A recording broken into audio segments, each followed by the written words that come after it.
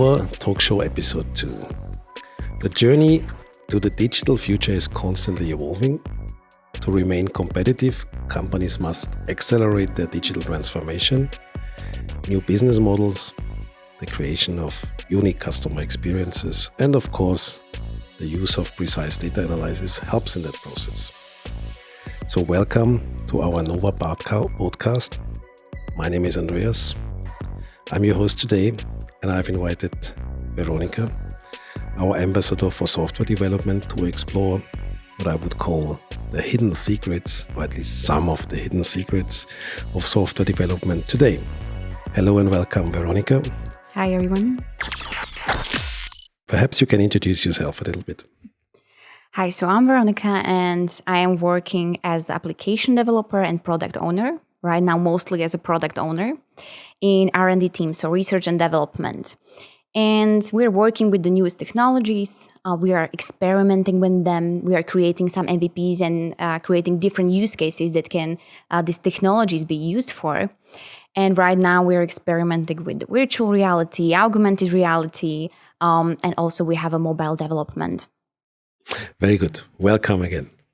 So today we want to talk about two specific applications. We come to that in a few seconds. We want to discuss how to become a developer using you as an example and role model. Of course, we're going to touch a little bit program languages. We want to discuss a little bit about Agile, and last but not least, also about what I would call a software development culture. Is it different? Is it not different? Okay, but first of all, we need to introduce two reference products, I would call that, as we will constantly refer in the ongoing discussion to one of them. So we need to introduce actually Cognity Care and Zvedavo into the discussion. And for that, I would like to ask you, starting with Cognity Care, to tell us a little bit what it is about, that we can then fall back to this in the course of the further discussions. Mm-hmm. Cognity Care, this project is really interesting because we decided to brainstorm a little bit and try to experiment in the field of a mental care. We know that the mental care and the treatment we have right now, it's really not good. It's not really innovative. We have a lot of invasive methods, pharma-based. And if we look in psychiatric departments, we are missing the newest technologies. There is nothing there. So we decided to build something that we can offer and it's not invasive. And we decided to choose virtual reality. We know that we have this exposure therapies that the therapists are using right now. Why not to move them in virtual reality and the virtual environment itself, and move the patients from melancholic environment they have on the departments and relax on the beach and offer this relaxation as well. So we built this interactive exposure therapy. Interactive because we are using the headset who's having a cameras and are able to track our hand movements and are able to track the movement around us, our physical movement, and everything reflect in this virtual reality.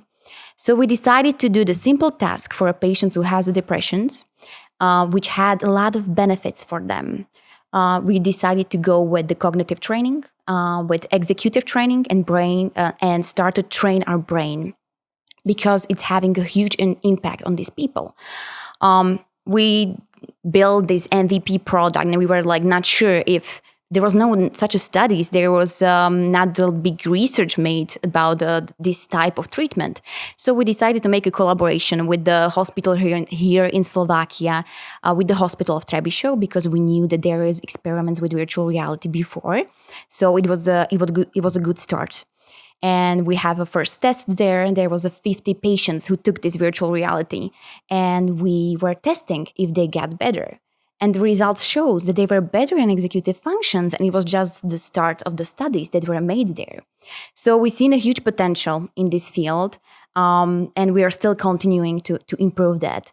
When we released the solution, there was many hospitals reaching us and talking to us that there is more than just psychiatric departments. There are more patients who could use this technology, and it can be kids that are living in the hospital basically, and there's also a lot of adults. So it can be also fun gaming experience for them, but they don't know that they're training their brain. So we decided to continue with this project, and now we are making this bigger, we are making it more complex, and we have a more collaboration. So yeah, this is shortly, but we can discuss more about this project. It's really interesting. Yeah, indeed it is a very interesting project, and I'm sure we're going to come back to that in the course of the further discussion. Now let's talk a little bit about the second one, which is Zvedavo. Yes. For our viewers who are not familiar or not good in Slovak language like I am, it's curious in English. Yes, it is. Yeah, I like this a lot, also because it's more easier to try it out, right? So I guess I was one of the first ones who downloaded it, and somehow I configured it wrongly. So I'm a female player, but I still love it. Okay, perhaps you can also tell us a little bit about Zvedavo. The purpose of Zvedavo was to encourage kids to educate, use the newest technologies, and go outside. So we decided to go with augmented reality and decided to do this educational trail in Košice. And we basically put the GPS positions of hidden animals, and they're exploring them, they are searching for them. And when they find them, we know because of a GPS position, they can open a camera and see them in this augmented reality, really detailed 3D models of these animals with the sounds. They can take photos with them. There is a lot of quizzes that they can answer. So we built this really, really fun educational new tech mobile application for not only for kids, for adults as well. So it's a fun application. Yeah, it is. I tried it out by myself. I think I only come to the level that I was looking for a deer, right? But even for the older generation like myself, it's a nice thing. Okay, thank you very much for telling us this. And let's continue now with the topic, how to become a software developer. Software engineering area, so let's say the software engineers, sometimes we call them our unsung heroes, in particular during the pandemic period. Certainly, it is thanks to their skills that we have fancy devices like our handhelds, phones, and so on, which we consider as very, very valuable. And from afar, maybe software development looks a bit daunting. But, I think there are a lot of opportunities to do computer science education, and as such also to be trained as a developer. So certainly it's a little bit easier than before, I would say, from my observations. I would also say there are basically three patterns, right? How you can get into this business. So obviously you can do it via boot camps, which we also offer as a company. You can study it, which we will talk about it now, which was the case with you. But you can also basically come from a different industry and doing it via self-learning, right? As long as you have a certain ambition, perhaps also some patience, Yes. I think you can learn that. But now, let's take you as an example. So perhaps you can tell our viewers how you stepped into the software development business, how you developed in that field. How you started there, please. Okay, so for me, it wasn't from the beginning the tech that I would choose. Because I am the third. I have two sisters, older sisters, and they went for healthcare. So everybody was like, okay, you should go for healthcare as well. But I decided to try something else. And the IT world was for me really big and something like really open for new things and creating such things with the programming. But I was a little bit afraid if it's not going to be hard for me as a girl, these algorithmic thinking and programming languages as well. So I decided to apply to the technical university and tried it. And the first years were really tough. I needed to go with maths and everything, but it really helped me to have a bigger view on what everything can IT include and programming itself. And afterwards, we were a team in the school with my classmates that went for hackathons, and I could see that there is also a combination to have some topics that we are solving, some problems, and build a solution with the knowledge that we have from the university, and solve this problem with our product. And it really fascinated me, and it opened the door for me for product development and product owning, and this. From the ideation, from designing, developing, to contact with customer, solving the problem, and delivering the product. So this is where I find myself. But I know that IT can offer a lot. It's not only these programming languages, but yes, it is a start, and it can be from the university, from the boot camps. There is a lot of academies that we have. I had a lot of colleagues that joined our team from these academies. So there is a lot of ways how to join the IT.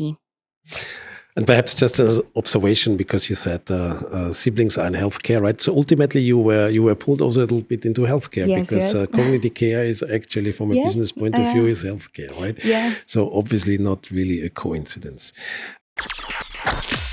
Okay, let's talk about another topic very briefly. So when we speak about software development, I think there is maybe a common misunderstanding that's only about coding, right? But there are other roles in software development, and it's not only about sitting every day at the computer and do the coding. So perhaps, and you mentioned this already with a product owner and things like that. So maybe you give us your ideas about that. For me, it was also the change, because I basically was a developer. I started with the development of a mobile applications. But when I reached the customer and I was giving this my solution, and I saw the reactions, how they are interacting, how they are responding, that there's going to be many changes, the testing and everything, it really fascinated me. And having this vision and driving this vision of a product to final delivery is also, that is the skill is different from such just the programming. And yes, I think it's in general, the IT has so many positions that is not only about the programming. We need to combine every skill. There is a lot of soft skills that we need to have as well to not only communicate with the customer, but within the team. So yes, there is many positions, and right now that's why I'm also as a product owner. So my career also switched a little bit from the programming to the owning. Thank you. I think it's a very relevant comment, because it should encourage, first of all, female talents to join these fields, but also if you are maybe a little bit more focused on the microeconomics, it would still be a very good option, because as we just discussed, it's by far a broader field. Let's focus a little bit on programming languages in principle. And if you read through the common advices, then usually it is said you should start with Python, because it's considered as more easy. When I did programming, I once worked for a web company, an internet company. So you have to step into JavaScript, but on a very small scale in terms of my knowledge. Okay, so coming back to my question, when you look into programming languages, is there a recommendation you would say that's good to start with? And then perhaps we can also discuss if you want to learn an additional language, so sort of top up. How difficult is that? How much time do you need to invest? But let's start first with what would be a good entry point from your point of view. There is a lot of recommendations, and yes, everybody can say that the Python is the one that is the best, or the Java, or mobile development.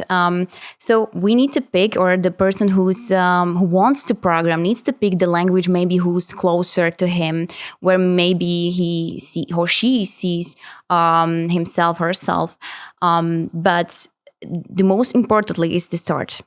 Just take the language you have opportunity to work on, or academy to took, and start, because learning the other language is so much easier when you have the first experience. And for me, it was objective programming, and Java was in the technical university, and really helped me to understand this objective programming thinking. The objects are related. They have their own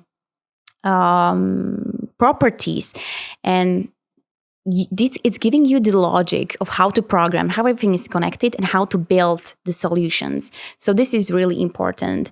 And like I said before, most importantly is just to start. Pick everyone you like, or you like more UX UI designer, go with the mobile development. I know that there is a lot of playgrounds that you can experiment in. It's really, really easy to start, and you can test it on your phone and have some fun. So just start where you feel that is it for you. Good advice. Thank you. Okay, we have touched now how to become a developer or what could be a potential path, and we talked a little bit about programming languages. Now let's focus on what I would call the way of working, / agile methods. So to start with, I would like to share with you that when I did a little bit of programming, it was all waterfall, right? Which fits actually not too bad for a guy like me, because I like a very much structured thinking and comprehensive problem solving.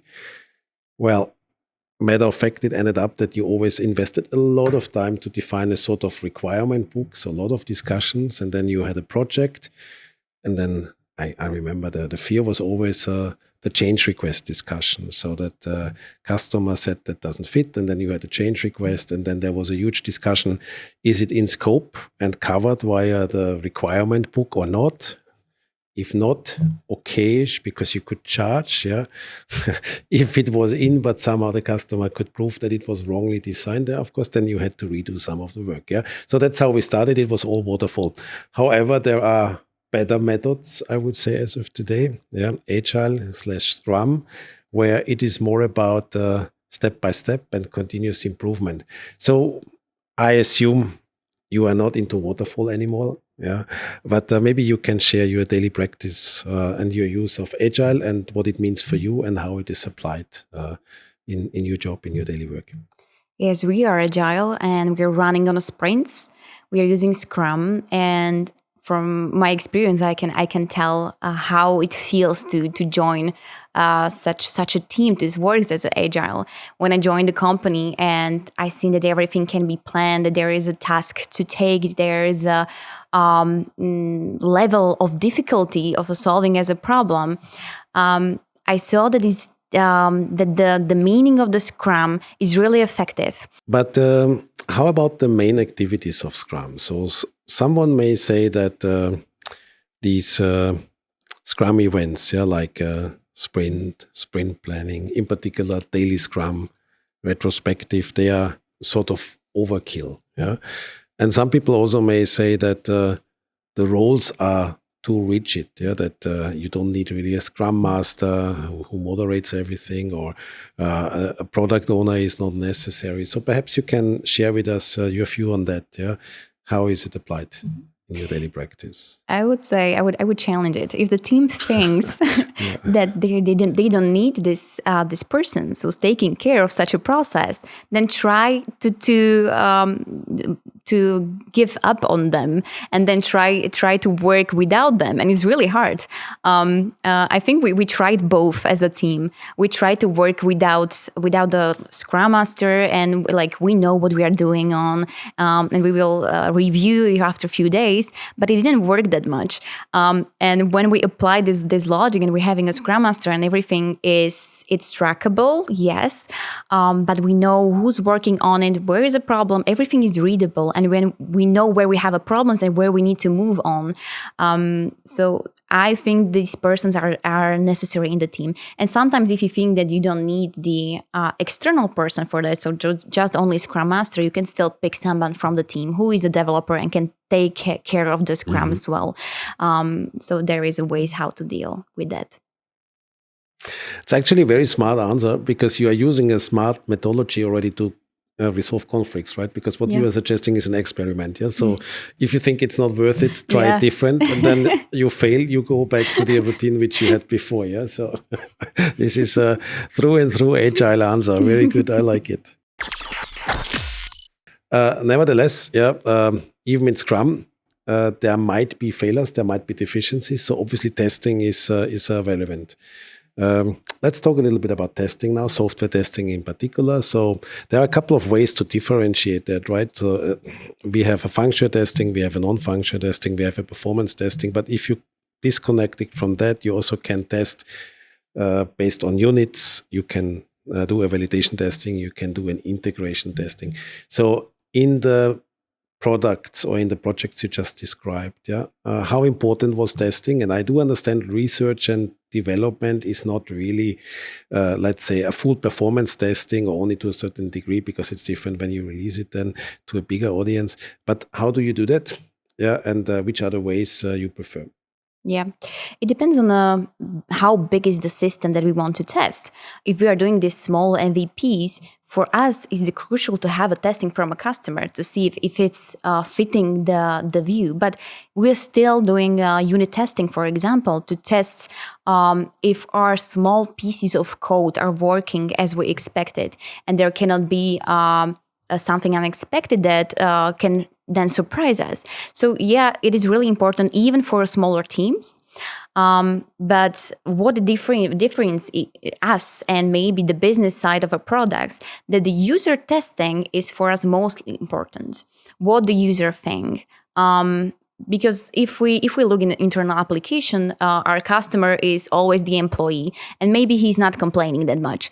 But if we or he does, and it's not taken that seriously. But okay, yeah.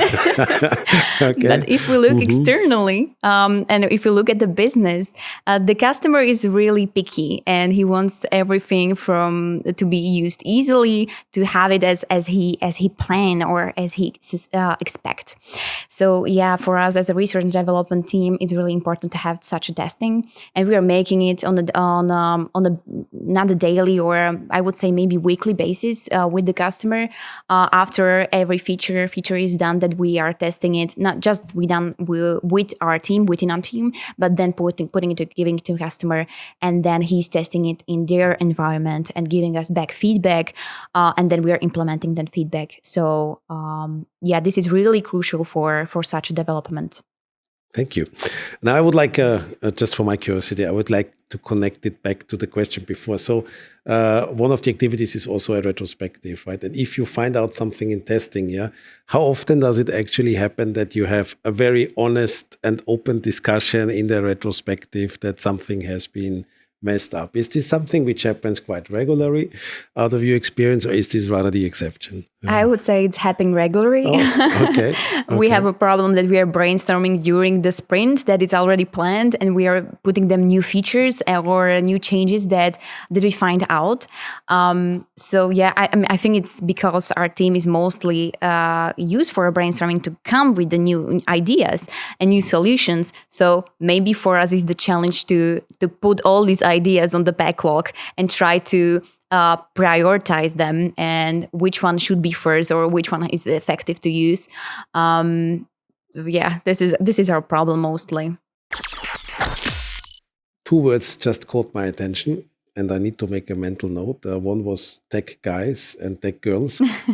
I probably would have thought tech guys addresses both girls and boys, but okay, obviously there's a difference, which brings me now to the culture topic, right? So we are looking for software developers in the market. We have a very ambitious target in all our legal entities to hire combined about 300 new colleagues this year.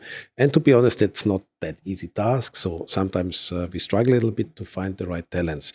And then a lot of times in my role, get the feedback that, software developers, this is such a special breed. No offense meant, of course, right?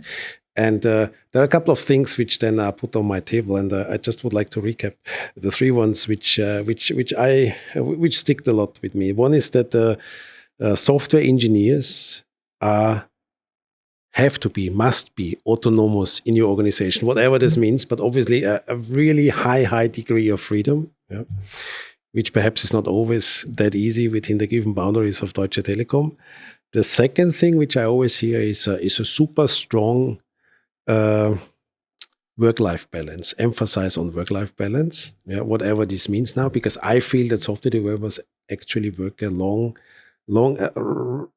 and hard hours. But on the other hand, I always hear it's all about it's about work-life balance. And lastly, it's about working from home is a must. You cannot attract a software developer if you don't allow to work from anywhere. And even ideas like software developers, they want to spend their summer in Croatia and work from there, or Spain, or wheresoever, which is possible, but perhaps not that easy to execute or to allow in every case and for all the time. Nevertheless, taking aside these three examples, I would be curious now about your view on the software development culture. What are the specifics? Is it so different than our colleagues we have in operations? Is the generation completely different? Are the expectations so much different? So maybe you share a little bit based on your preferences, but also what you see in your teams. I think that COVID showed us that we want something more from the development itself. Developers move, like you said before, to the home office, and for me, it was really tough to make this creativity or put it from us, this creativity in the home environment when you feel so uncomfortable and you feel like this is a time to relax, not to work and be creative. But I think everybody and developers learn how to work from home and how to combine this work-life balance. And it's so important for them, and that they cannot imagine without it. And the hybrid work, I think, is the future, to have this comfort of home at these rituals that we're having right now, and be effective without disruption of our other colleagues at the office. But then the team needs to see each other's, to have these reviews, to have these demos, to talk about the problems, and to have this team energy. So the combination of these two is mostly effective, and I can see that in our team that this is a successful solution for them, and this is how they are feeling effective, and their work is effective as well. So yeah, I think this is the future of a software development environment, and also this combination of a family and work life balance is also important. Yeah, colleagues they are not keen to work 5 days out of the office anymore. So what we learned of the pandemic is there are also other ways, and they try to bring together the best of both worlds, which we actually support as Deutsche Telekom IT Solutions Slovakia. So I think that's a good start also for hiring these additional developers we are looking for. Good. That brings us already to an end to our session. We hope there was something interesting in for you.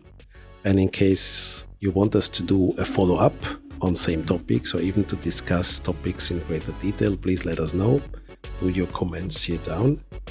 And Veronika, I would like to thank you very much for joining us today. Thank you so much for having me. Yeah, thank you. And also thank you for sharing your valuable insights. We wish you all the best for your further journey in the area of software development. Yeah, and perhaps we can see you here once again for another session or another discussion. Thank you very much. Thank you. Stay safe, stay healthy, stay tuned. Goodbye. Goodbye.